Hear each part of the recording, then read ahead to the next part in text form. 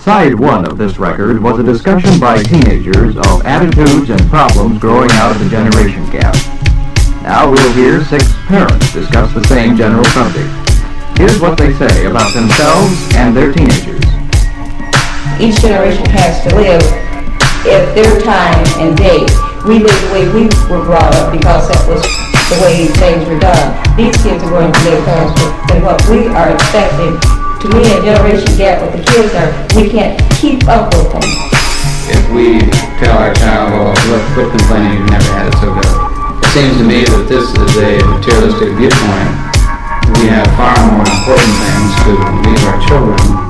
It seems to me that if we ground our children in the faith, that the material things will take care of themselves.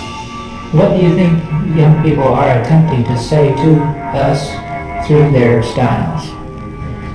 Define all your neatness, your cleanliness, your be like me attitude. That's exactly what they're doing.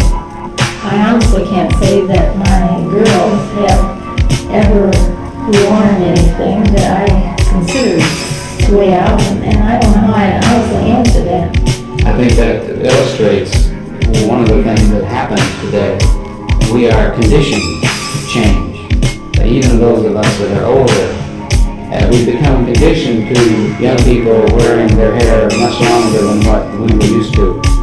And think nothing of it. I sometimes wonder why, and yet it is a way of conforming to the idea that they want to show the world that they are different from the so-called establishment or the older generation.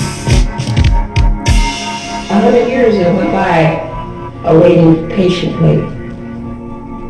Today, 100 years have went by, awaiting patiently.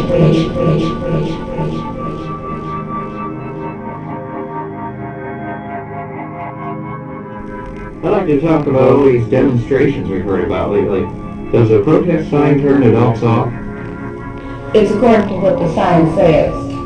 I always said I could never be a marcher or a protester because I don't believe in that. 100 years went by, awaiting patiently.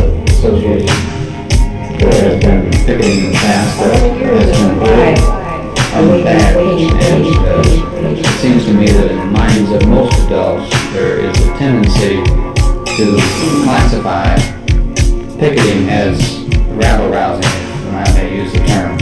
But if they were going to go out in front of the shop here and picket, if you don't like your job, quit, get out. If you don't like your school, quit, get out. I don't believe in that sort of thing at all. But older people have a right to have their privilege to be wrong. But yet still, if a young person can think a little bit better than 100 years that went by, awaiting patiently.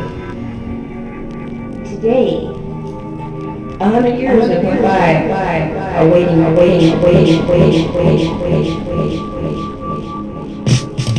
can make his desires known and can submit requests. But it seems to me that the problem many times today is that the young person is not willing to take no for an answer. Many of the things they're protesting about are really somewhat petty.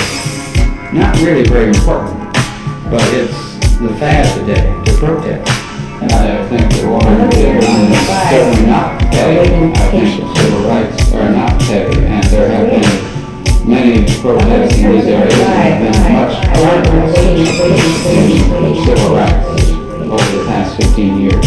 However, even there is a real question whether the methods being used are the right methods. And there is a question whether people are willing to take no for an answer and be patient enough to allow minds to change. 100 years that went by, awaiting today,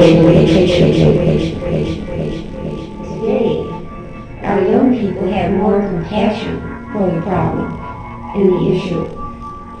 100 years that went by, awaiting patiently. Today, 100 years that went by, awaiting patiently.